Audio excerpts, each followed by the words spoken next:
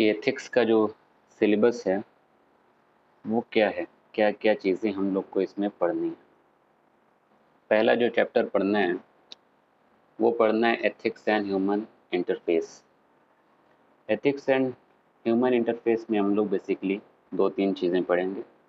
पहला ये कि एथिक्स होता क्या है, एथिक्स किसको बोलते हैं, एथिक्स एक सोशल सिस्टम के तौर पे काम कैसे करता है, और एक सोशल सिस्टम के तौर पे काम कैसे करता है ये समझने के लिए हमें वैल्यूज़, नॉर्म्स वगैरह वगैरह चीज़ें पढ़नी पड़ेंगी, और वही वही चीज़ें पढ़ते हुए हम लोग घुस जाएंगे सेकंड चैप्टर में। एथिक्स को जो है आम भाषा में कह सकते हैं हम लोग कि व्हाट शुड बी डन, क्या होना चाहिए, व्हाट शुड बी राइट या what is right with the perspective of society. Society के पर्सपेक्टिव से क्या सही है वही एथिक्स होता है कि मेरे हिसाब से जो सही है, मेरी सोसाइटी के हिसाब से जो सही है वो मेरा एथिक्स है, मेरी सोसाइटी का एथिक्स है। आपकी सोसाइटी के हिसाब से जो सही है वो आपका एथिक्स है। एथिक्स की खासियत यही है कि ये सोसाइटी के पर्सपेक्टिव से राइट या रॉन्ग होता है। सोसाइटी डिसाइड करती है कि क्या चीज़ नैतिक है, क्या अनैतिक है। जो एथिक्स का नैतिकता अनैतिक जो है अनैतिक होने से कनेक्शन है वो इससे है। जैसे मोरालिटी है तो मोरालिटी का मतलब भी नैतिकता होता है। तो वो मोरालिटी कुछ ऐसे मोरल वैल्यूज़ होती हैं जो यूनिवर्सल होती हैं। हर इंसान कहेगा कि जो है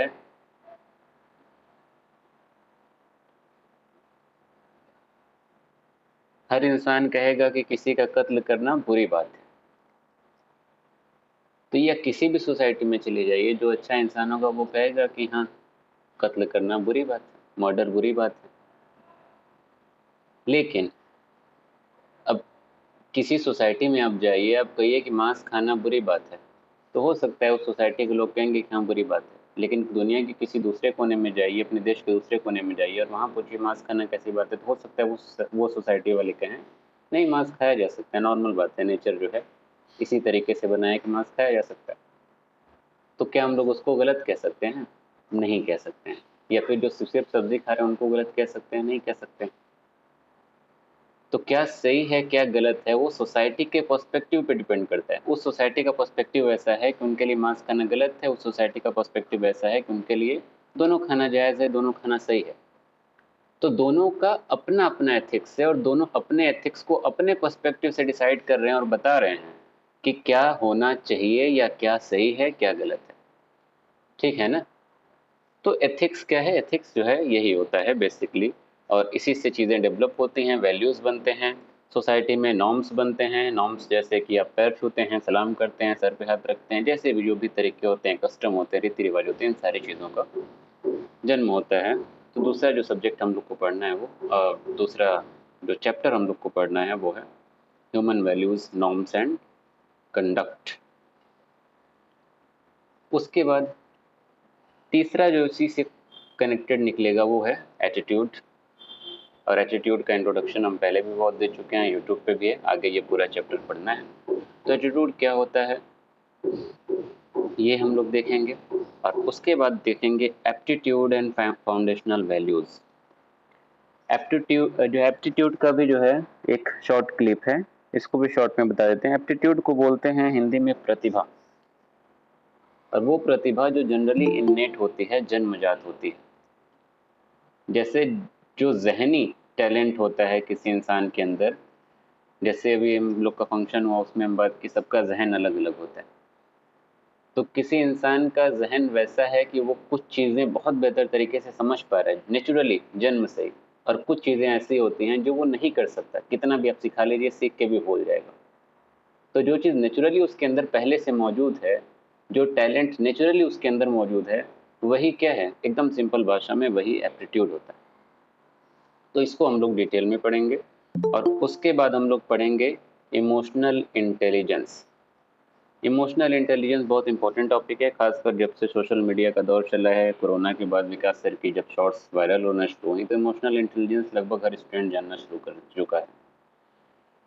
और इमोशनल इंटेलिजेंस का भी सीधी सी भाषा में एक 20 सेकंड में बता देते हैं कि जो इंसान या जिस इंसान के अंदर किसी के इमोशन को समझने की या फिर बेहतर तरीके से किसी के इमोशन को समझने की और रेगुलेट करने की क्षमता हो, तो इसका मतलब उस इंसान के अंदर इमोशनल इंटेलिजेंस अधिक मात्रा में है या ज़्यादा है।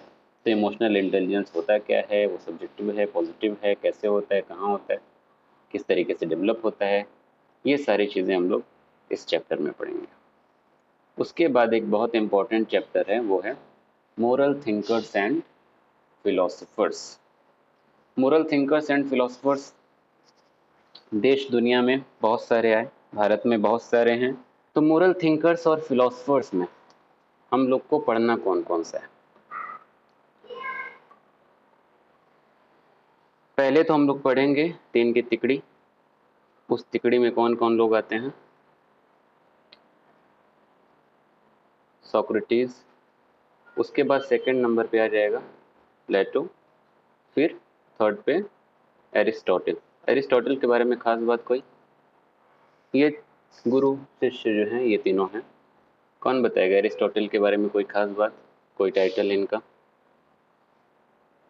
दुनिया के जितने सब्जेक्ट्स हैं, जितने डिसिप्लिन्स हैं, जितने विषय हैं, अगर देखा जाए तो एरिस्टोटल को सबसे ज़्यादा श्रेय दिया जाता है दुनिया के सब्जेक्ट्स में, उसका पितामह बोलने में। Father of political science, father of biology, father of ये, फादर ऑफ वो, बहुत सारी थियरीज को इन्होंने लिया। इतने जो है ज़हीन थे, तो बहुत सारी बातें हैं। तो इसमें जो है एरिस्टोटल को हम लोग पढ़ेंगे। इसके अलावा भी कई, जैसे मैकियावेली है, Machiavelli father of political science भी बोला जाता है। स्टेट की जो है परिकल्पना के बारे में इन्होंने बहुत सारी बातें की, उसको थोड़ा बहुत हम लोग डिटेल में देखेंगे। इम्पॉर्टेंट एक और हैं, वो हैं थॉमस हॉब्स। इसके अलावा पॉलिटिकल थिंकर एक आते हैं जॉन लॉक। इन्होंने एक कॉन्सेप्ट दिया था लिमिटेड स्टेट का। ये पॉलिटी अगर आप पढ़ेंगे कभी तो उसमें बताएंगे, इसमें भी बताएंगे, बट बहुत डिटेल में नहीं बताएंगे। थोड़ा कुछ इसमें बताएंगे, थोड़ा कुछ पॉलिटी में बताएंगे, अगर आप पॉलिटी पढ़ेंगे तो। इसके अलावा इमैनुअल कांट को पढ़ेंगे और हीगल को पढ़ेंगे। और एक बहुत इंपॉर्टेंट नाम आता है पॉलिटिकल हिस्ट्री में, आपने नाम सुना होगा कई बार, कार्ल मार्क्स का। और एक नाम आता है जे एस मिल्स का। जे एस मिल्स बढ़िया विचारक थे, कार्ल मार्क्स भी बढ़िया विचारक रहे हैं, बट पॉलिटिकल जो थॉट्स इनके रहे हैं, जो फिलॉसफी इन्होंने दी कैपिटलिज्म के अगेंस्ट, सोशलिज्म की जो शुरुआत इन्होंने की, वो बहुत ज़्यादा जो है रियलिस्टिक नहीं मानी जाती है, वो आइडियलिज्म पे बेस्ड थी, इसलिए वो सक्सेसफुल नहीं हुई। तो इतने थिंकर्स को हम लोग पढ़ेंगे। ये कितने हो गए? ये सारे जो थिंकर्स का नाम बताया, ये सब वेस्टर्न थिंकर्स थे, ठीक है ना? इसके अलावा बहुत सारे इंडियन थिंकर्स को पढ़ना है और इंडियन फिलोसफीज को पढ़ना है, ठीक है? उसमें उन फिलोसफीज में क्या पढ़ना है? हम लोग सब रिलीजन के बारे में थोड़ा थोड़ा पढ़ना होता है, तो सब रिलीजन में पढ़ने की ज़रूरत है नहीं। सब मुस्लिम हैं आज जो अटेंड किए हैं, तो सबको अपना रिलीजन पता है। तो बुद्धिज़्म के बारे में, और बुद्धिज़्म क्योंकि गौतम बुद्ध एक फिलोसफर के तौर पे गौतम बुद्ध को पढ़ना है। जैनिज़्म में पढ़ना है महावीर को।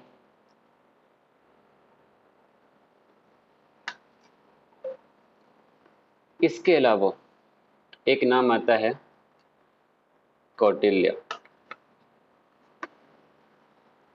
चाणक्य। तो कौटिल्य ने बहुत सारी बातें की, पॉलिटिकल कंटेक्स्ट में बहुत सारी बातें की, उसको पढ़ना है। एक और नाम आता है हिस्ट्री में राजा राम मोहन रॉय का, इनके बारे में थोड़ा बहुत पढ़ेंगे। और एक नाम आता है युद्ध से कनेक्टेड, आज के युवाओं से कनेक्टेड, वो आता है स्वामी विवेकानंद का, उनके बारे में हम लोग पढ़ेंगे। और मोस्ट इम्पॉर्टेंट जो दो नाम आते हैं, वो नाम आते हैं गांधी और अंबेडकर का, ठीक। तो इतनी चीज़ें हम लोग को पढ़नी है। फिर में भी इसका हम जिक्र करेंगे सेकंड और थर्ड चैप्टर में, कि जब रिलीजन की बात आएगी तो दो वर्ड इस्तेमाल होंगे एथिक्स में। जब भी रिलीजन की और ये सारी चीज़ों की बात आएगी, ये भी एक इंट्रोडक्शन है। रिलीजन के साथ एक वर्ड यूज़ होगा धर्म। धर्म हिंदी में बोलते हैं, इंग्लिश में धर्मा लिखा जाता है। तो रिलीजन और धर्म दो अलग अलग जो है इसकी डेफिनेशन दी गई, और धर्मा बोला गया हिंदू धर्म को। और बाकी जितने धर्म हम लोग देख रहे हैं, इस्लाम हो गया, क्रिश्चियनिटी हो गई और ज्यूज़ हो गए, इन तीनों को रिलीजन की कैटेगरी में इंडियन फिलॉसफी के अकॉर्डिंग डाला जाता है। क्यों डालते हैं? उसके डालने की वजह यह है कि धर्म की जो मीनिंग आती है, संस्कृत जो ग्रामर है उसके अकॉर्डिंग धर्म का मतलब ही ये होता है कि वे ऑफ लाइफ या ड्यूटी। एक इंसान की क्या ड्यूटी है? एक इंसान का काम है कि वो अच्छा काम करे और जो है चार पुरुषार्थ के पीछे भागे, जिंदगी को अच्छे से गुजारे, दूसरों के लिए समर्पित करे। तो ये हिंदुइज्म के हिसाब से ये कॉन्सेप्ट दिया जाता है और वो इसलिए कहते हैं कि ये एक धर्म है, ना कि रिलीजन, पंथ नहीं है। तो इस्लाम, अब क्योंकि अब वो इस्लामिक स्टडीज़ में माहिर नहीं होते हैं ऐसे टीचर्स, तो वो इस्लाम और क्रिश्चियनिटी को एक रिजिड रिलीजन के तौर पे पेश करते हैं, जबकि हर रिलीजन अपने आप में एक धर्म है, एक ड्यूटी है। हर रिलीजन एक इंसान को इंसान बनाता है और हर रिलीजन एक इंसान को नैतिकता की कसौटी पे खरा उतारने की कोशिश करता है, अगर वो इंसान वाकई अपने रिलीजन को समझे तो कहने का आशय जो मेरा था, उम्मीद है वो समझ में आ रहा होगा। बाकी तो डिटेल में हम लोग आगे पढ़ेंगे। तो ओवरऑल इतनी सारी चीज़ें हम लोग को इस चैप्टर में पढ़नी है। पहली चीज़ जो है, आगे बढ़ने से पहले ये समझना होगा कि इस पेपर का अप्रोच क्या होगा।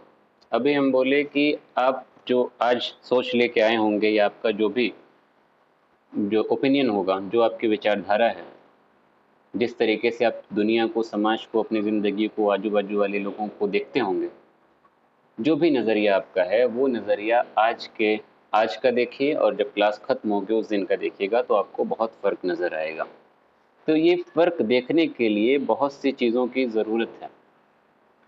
अगर आप वो चीज़ों को ध्यान नहीं देंगे, उन चीज़ों को फॉलो नहीं करेंगे, तो आप वो फ़र्क नहीं देख पाएंगे। वो फ़र्क क्या है? वो फ़र्क समझने के लिए आपको इस पेपर का अप्रोच समझना पड़ेगा कि अगर आपको ये पढ़ना है तो आप किस तरीके से पढ़ेंगे इसको। अगर आप बिल्कुल इसी तरीके से पढ़ेंगे तो आपको अपने अंदर वो बदलाव दिखाई देगा। आपको जो दुनिया को समझने की जो आपकी क्षमता है, जो कैपेबिलिटी है, जो एबिलिटी है, उसमें फ़र्क दिखाई देगा। लोगों को समझने की जो आपके अंदर कैपेबिलिटी है, एबिलिटी है, उसमें भी आपको फ़र्क दिखाई देगा।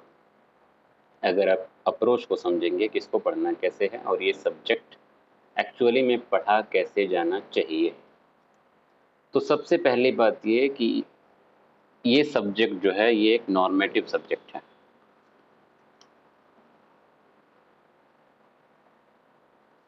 नॉर्मेटिव सब्जेक्ट का मतलब क्या होता है? नॉर्मेटिव सब्जेक्ट का मतलब होता है कि जो नॉर्म से कनेक्टेड होते हैं। और नॉर्म क्या होते हैं?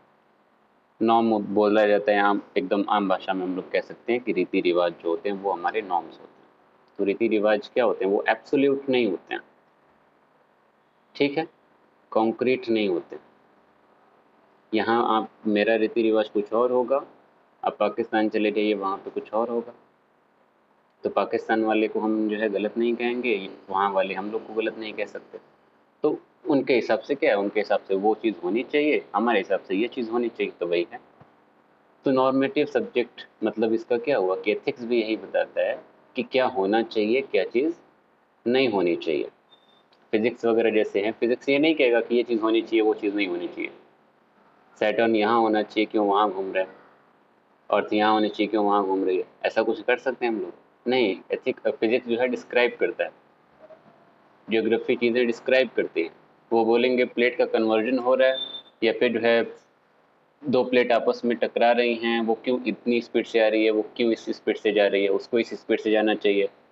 हिमालय धीरे धीरे बढ़ रहा है तो क्यों इस स्पीड से बढ़ रहा है, इस स्पीड से बढ़ना चाहिए। नहीं, सबका एक फैक्ट होता है, एक सिस्टम होता है और उस सिस्टम से चीज़ें धीरे धीरे हो रही हैं, उसमें आप अपना दिमाग नहीं लगा सकते। तो ये उन सब्जेक्ट्स की तरह से जो है नहीं है, ये उनसे अलग है। ये नॉर्मेटिव सब्जेक्ट है जो अलग अलग जगह के हिसाब से अलग अलग तरीके से हो सकता है। जैसे शुरू में ही बताया कि यहाँ का एथिक्स कुछ और, वहाँ का कुछ और, यहाँ के हिसाब से कुछ और होना चाहिए, वहाँ के हिसाब से कुछ और। तो जब आप ये बात मान लेंगे कि एक नॉर्मेटिव सब्जेक्ट है, ये चीज़ें प्रिस्क्राइब कर रहा है कि ये होना चाहिए, वो होना चाहिए, तो आपका जो दूसरों को देखने का नज़रिया है, जो दूसरों के लिए जो चिढ़ होती है, जो नफरत होती है, अरे यार ये लोग ऐसा क्यों कर रहे हैं, ये लोग दिवाली पे पटाखे क्यों फोड़ रहे हैं, ये लोग जो है बकरीद पे जो है बकरा क्यों काट रहे हैं, ये सारी चिढ़ क्या हो जाएगी? खत्म हो जाएगी। क्यों खत्म होगी? क्योंकि हम ये मान लेंगे कि हमारा जो है वो हमारे हिसाब से ये है कि नहीं, हम जो करें वो हमारे हिसाब से सही। उनके हिसाब से वो चीज़ सही है तो ठीक है, उनके हिसाब से वो सही है तो उनके हिसाब से वो होना चाहिए। ऐसा मान लेंगे तो नज़रिया जो है बदला ना, समाज को लेके जो है नफरत जो है समाज में वो भी कम होगी और एक समाज बेहतर जो है जगह बनेगा इंसानों के लिए। तो पहली बात ये रही। दूसरी एक खास बात ये है कि एथिक्स जो सब्जेक्ट है ये डायनेमिक सब्जेक्ट है, और डायनेमिक सब्जेक्ट है अगर, तो हमें भी जो है डायनेमिक बनना पड़ेगा। डायनेमिक है का क्या मतलब हुआ? वो चीज़ें होती हैं जो स्टैटिक होती हैं, वक्त के हिसाब से, जगह के हिसाब से, टाइम के हिसाब से चेंज नहीं होती हैं। और कुछ ऐसी चीज़ें होती हैं जो वक्त ब वक्त चेंज होती रहती हैं, जगह के हिसाब से चेंज होती हैं। अब एक समाज से दूसरे समाज में प्रवेश करिए, वहाँ से चेंज हो जाएंगी। ऐसी चीज़ें या ऐसे कैरेक्टर्स जिन चीज़ों में होते हैं उसे हम लोग कह सकते हैं कि उनमें डायनेमिज्म होता है। इसमें हम एग्जाम्पल दिए थे पिछली बार क्लास जब हम ले रहे थे कि तालाब का, तालाब या जैसे मुंह में बोलते हैं ना, पोखरा गढ़ई बोलते हैं मुंह में, ठीक है। तो पानी उसका देखिए, उसमें जू प्लैंकटन होते हैं, फाइटो प्लैंकटन्स होते हैं, छोटे मोटे कीड़े मकोड़े, पेड़ पौधे, और एकदम गंदा सड़ा हुआ पानी होता है, उसमें जो है फंगस होते हैं और लाइकन होते हैं, बहुत सारी चीज़ें होती हैं। पानी आप उसको पी सकते हैं? नहीं पी सकते। क्यों? क्योंकि वो एक जगह जमा हुआ है, उसको कुछ कहीं से कोई एक्सचेंज नहीं हो रहा, कोई एक्सचेंज ऑफ थॉट नहीं हो रहा, कहीं से ना वो कोई नई चीज़ दे पा रहा है, ना उसके अंदर से कोई चीज़ बाहर जा पा रही है, कोई बदलाव हो ही नहीं रहा है। तो वो पानी क्या हो गया? सड़ गया। नदी का पानी देख लीजिए, वो हिमालय से मान लीजिए निकल रहा है और वो बहते हुए जो है अरेबियन सी में, बे ऑफ बंगाल में जो है आके गिर रहा है।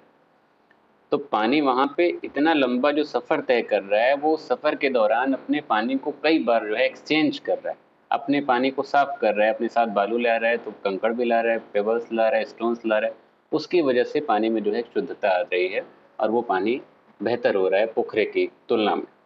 क्यों? क्योंकि नदी में एक डायनेमिज्म हो रहा है, वो वक्त के हिसाब से चल रही है, एक जगह रुकी नहीं है, अपने आप को चेंज कर रही है, रास्ते में अलग अलग चीज़ों से मिल रही है, कभी पत्थर, कभी बालू, कभी ये कभी वो, बदलाव आ रहा है। एक्सचेंज ऑफ थॉट्स ऐसे होता है इंसानों के अंदर।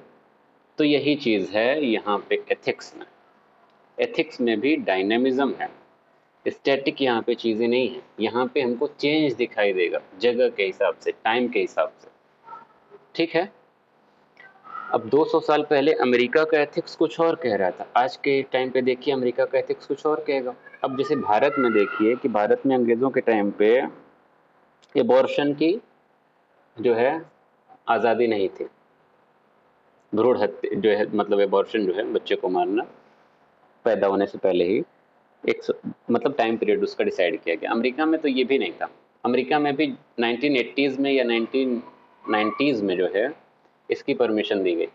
तो उतना डेवलप्ड जो है कंट्री है, लेकिन इसकी परमिशन इतना लेट दी गई। क्यों? क्योंकि वहाँ का एथिक्स उस टाइम कुछ और कह रहा था, और जब उन्होंने फैसला अपना बदला तो उनका उस फैसले के साथ उनका एथिक्स क्या हुआ? बदल गया। ईरान का एथिक्स कुछ और है, पाकिस्तान का एथिक्स कुछ और है। सऊदी अरेबिया में आप मर्डर करिए, वहाँ पे मर्डर की सज़ा कुछ और मिलेगी, भारत में मर्डर करिए, मर्डर की सज़ा कुछ और मिलेगी। सऊदी अरब में जाइए, एकदम बिंदास जो है, कोई भी मतलब जो हलाल जानवर हैं वो उठा के मतलब खा लीजिए, कोई दिक्कत नहीं है। यहाँ पे आप भारत में आइए तो जो परमिटेड हैं IUCN की तरफ से या गवर्नमेंट जो प्रोटेक्शन जो है, वाइल्ड लाइफ प्रोटेक्शन एक्ट है, उसके अकॉर्डिंग जो सिर्फ सेफ एनिमल्स हैं वही आप खा सकते हैं। जैसे कैमल खाया जा सकता था, ऊँट, लेकिन आज के टाइम पे ऊँट भारत में नहीं खाया जा सकता। क्यों? क्योंकि उन्होंने कहा कि भारत में ऊँटों की संख्या बहुत कम। लेकिन हम लोग कह सकते हैं नहीं कि हलाल है तो हम लोग खा ही सकते हैं, लेकिन हमारा एथिक्स क्या हो गया? बदल गया। वो भले कंट्री के एक लॉज की वजह से बदला।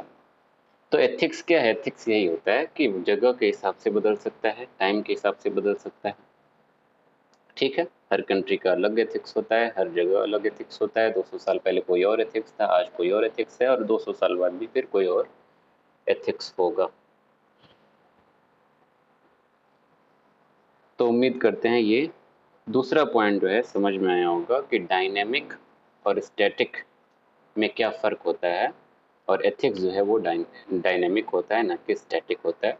बदलाव आते हैं, और जब हम इस बदलाव को समझेंगे तो समाज एक बेहतर जगह बनेगा, हमारी सोच भी बेहतर होगी। जब हम बदलाव को एक्सेप्ट करेंगे तो डाइवर्सिटी को एक्सेप्ट करेंगे, और जब डाइवर्सिटी को एक्सेप्ट करेंगे तो यूनिटी भी अपने आप उसी में आपको लगेगा कि ऑटोमेटिकली उसी में एक्सेप्टेड हो गई।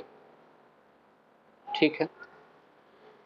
तीसरी चीज़ जो है, एथिक्स जो है हेल्प करता है हमें ग्रे एरियाज में फैसले लेने में, चीज़ों को समझने में। एथिक्स का सबसे बड़ा जो रोल आता है वो आता है कंफ्यूजन वाली स्टेट में। कंफ्यूजन वाली जब फेज आती है आपकी लाइफ में, ऐसे ग्रे एरियाज आते हैं, ऐसी कोई ग्रे सिचुएशन आपकी लाइफ में आती है जहाँ पे आपको फैसला लेना होता है।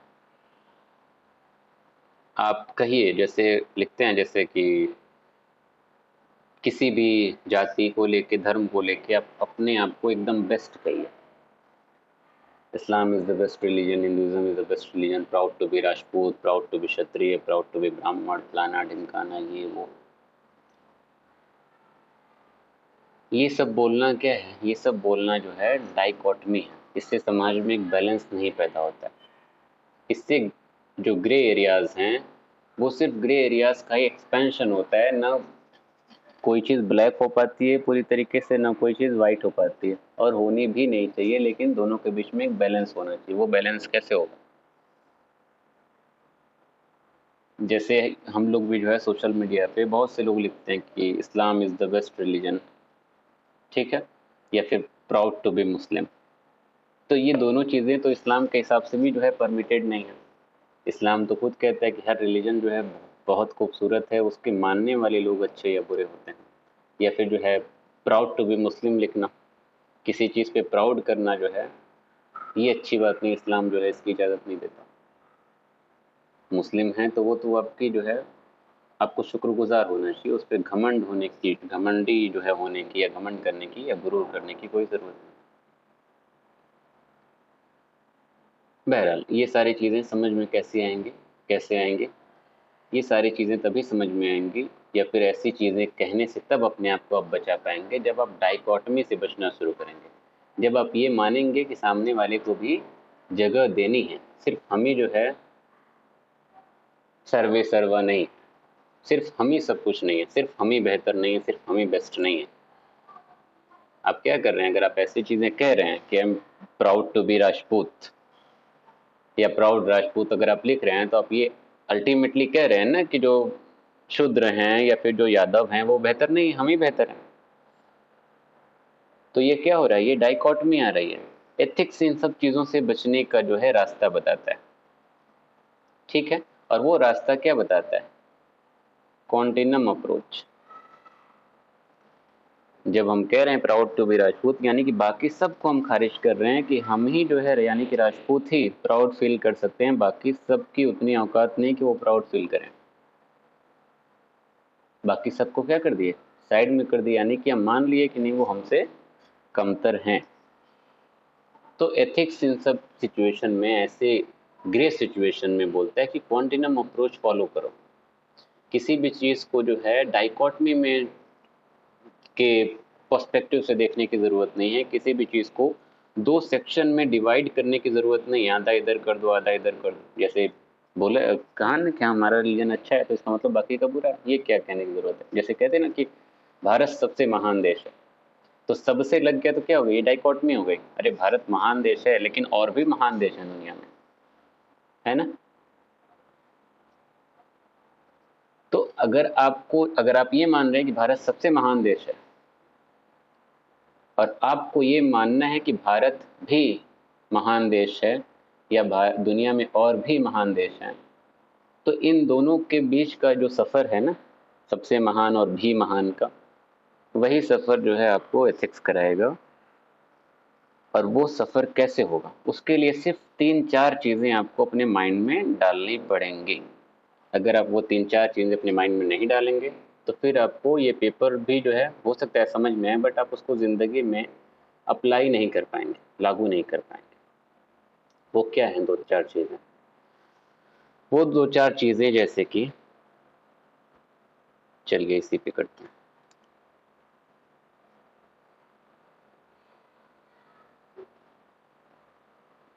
वो दो चार चीजें क्या हैं? पहला ये कि आपको ओपन माइंडेड होना पड़ेगा, रैशनल होना पड़ेगा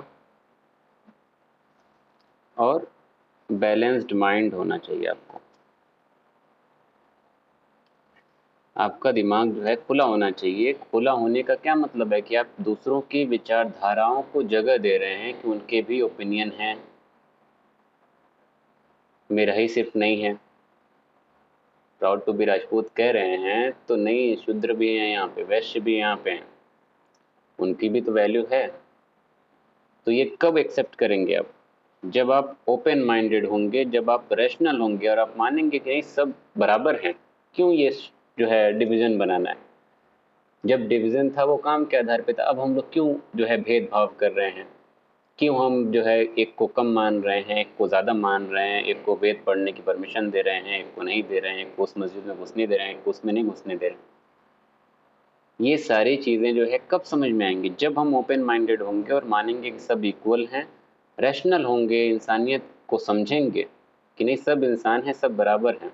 एटलीस्ट जो इंसानियत के नाते जो बेसिक राइट्स होते हैं, जो बुनियादी हुकूक होते हैं, हक होते हैं, उनको हम तभी दे पाएंगे लोगों को, तभी समझ पाएंगे जब हम रैशनल और बैलेंस्ड माइंड होंगे। यानी कि हमारे हमारे अंदर कोई बायसनेस नहीं होगी, पार्शियलिटी नहीं होगी। अगर हम अपने आप को बेहतर बता रहे हैं तो वो क्या है? ये पार्शियलिटी ही शो कर रहा है, बायसनेस ही शो कर रहा है। तो पहली चीज़ ये करनी पड़ेगी अपने अंदर। दूसरी एक चीज़ जो है वो होनी चाहिए वैल्यू न्यूट्रलिटी।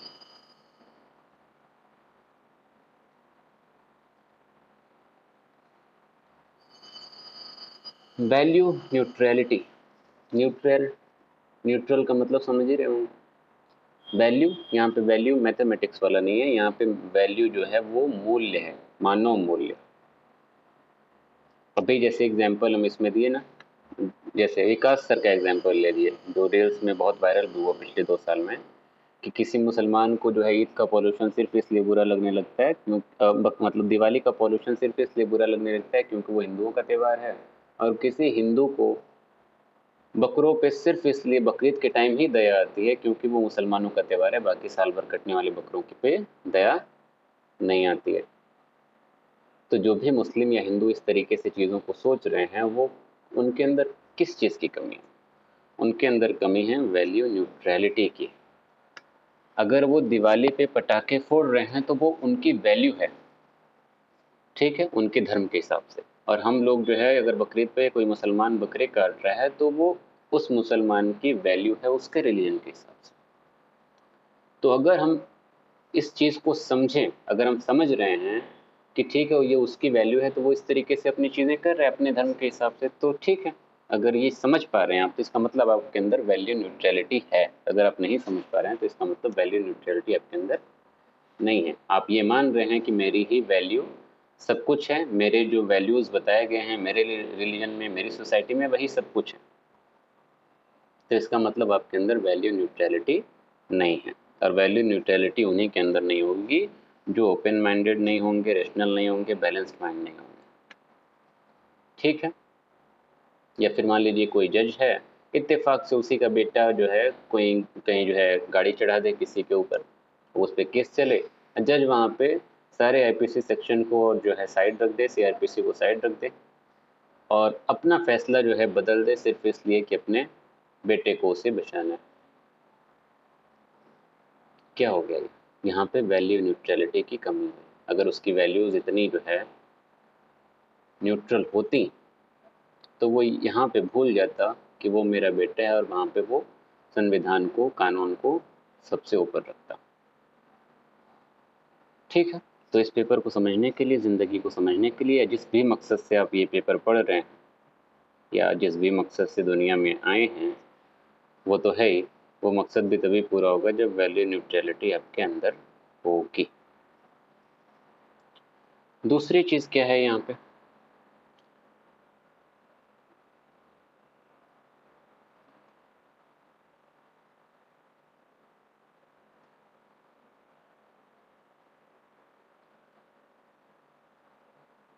दूसरी चीज़ यहाँ पे जो पढ़नी है वो है इंटरेस्ट न्यूट्रलिटी।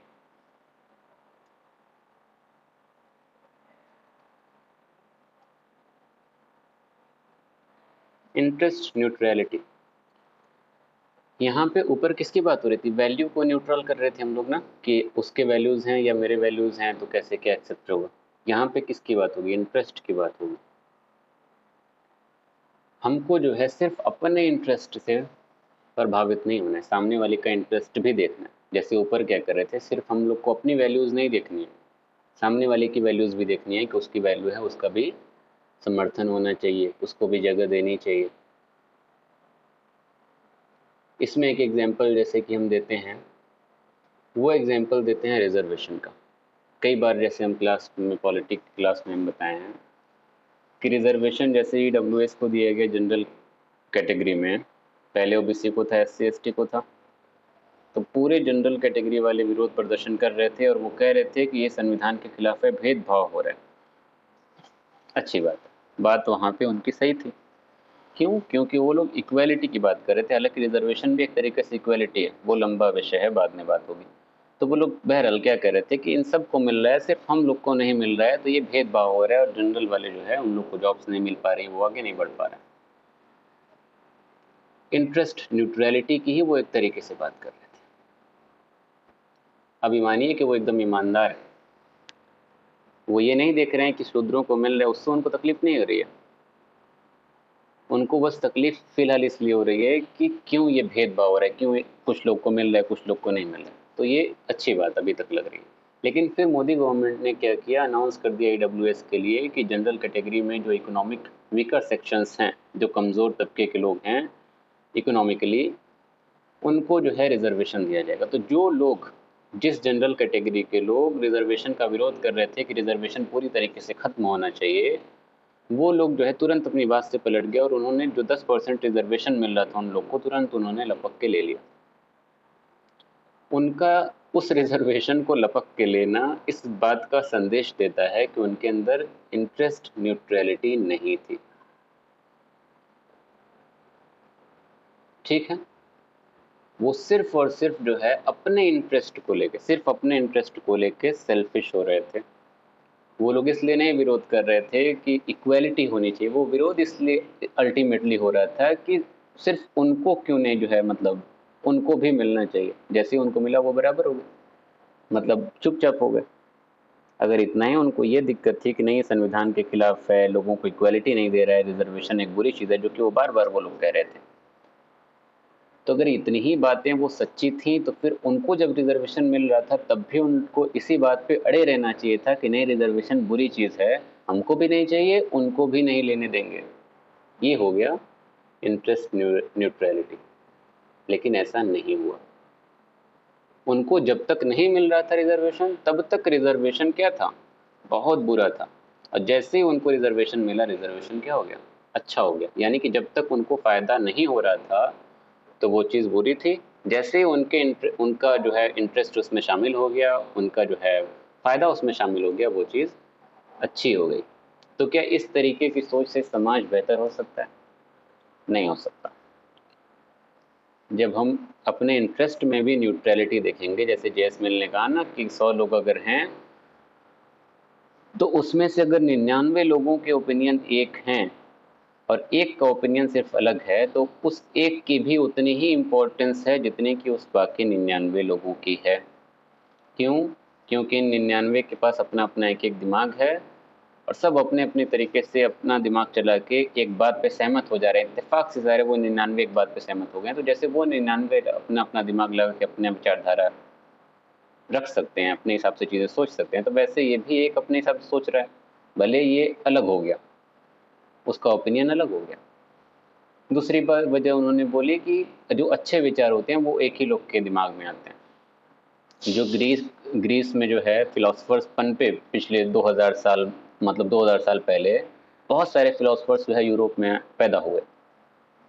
ठीक है, तो उसी में से कुछ फिलोसफर्स जैसे अरिस्टोटल, प्लेटो, सोक्रेटिस, ये सब आए। तो और भी तो वहाँ पे लाखों लोग रह रहे थे ना, तो यही क्यों 3-4 लोग इतने फेमस हो गए, क्यों? क्योंकि इन्होंने बिल्कुल अलग बात की, एक अलग विचार है और दुनिया ने इनको सराहा।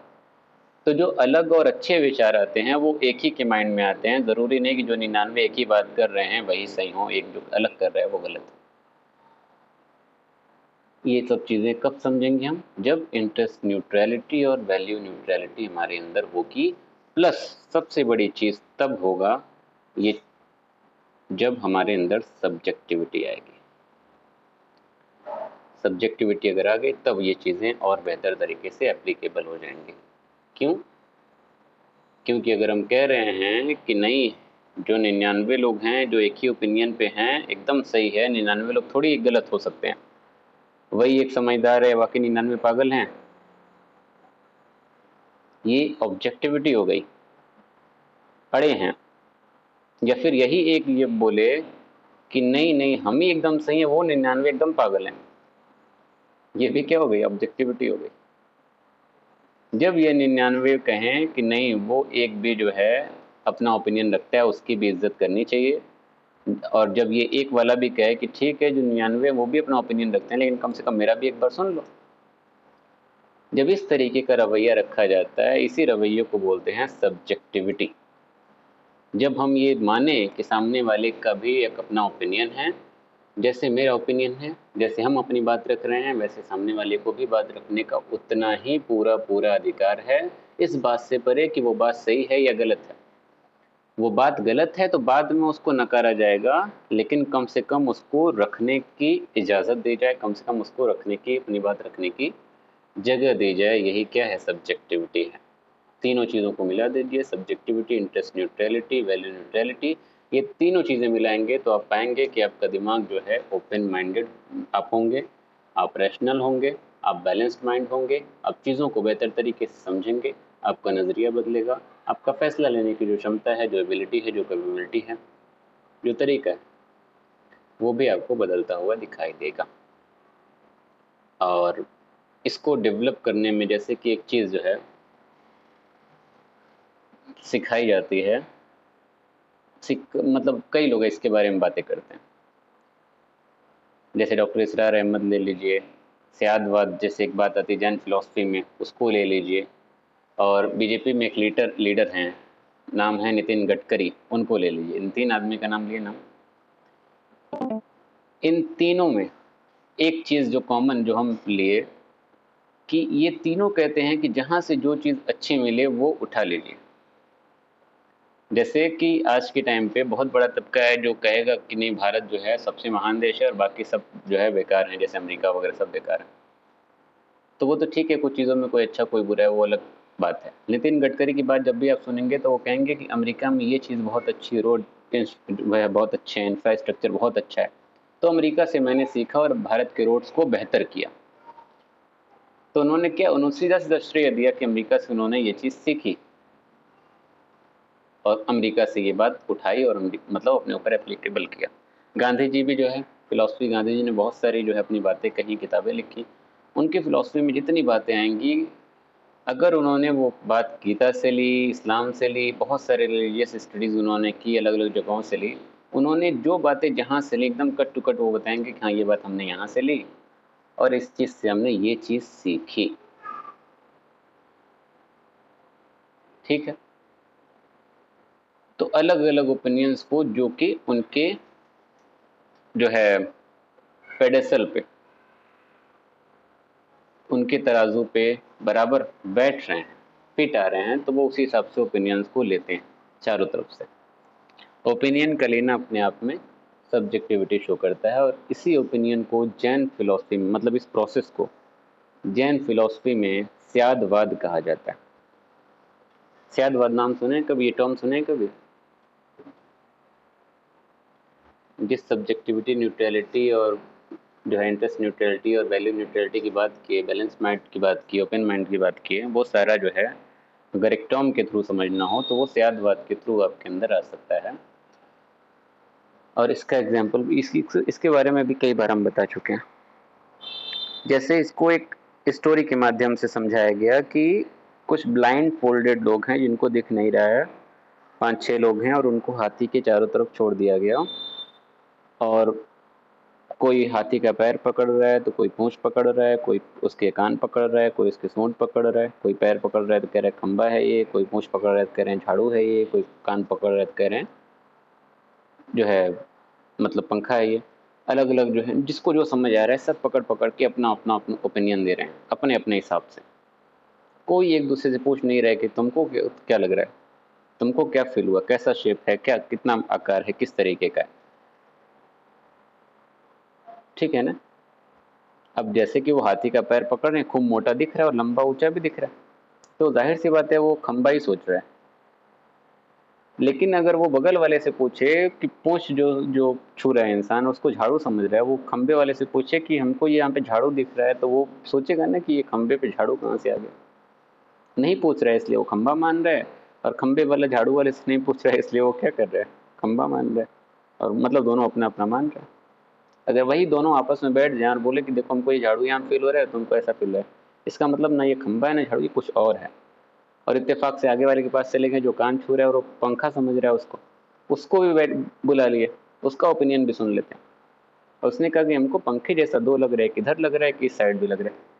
तो फिर वो दिमाग लगाएंगे कि यहाँ पे पीछे दो खंबा हम पकड़ रहे थे, आगे भी दो खंबा है, उसको पीछे जो है झाड़ू दिख रहा था, यहाँ पे इसको दो पंख दिख रहे हैं।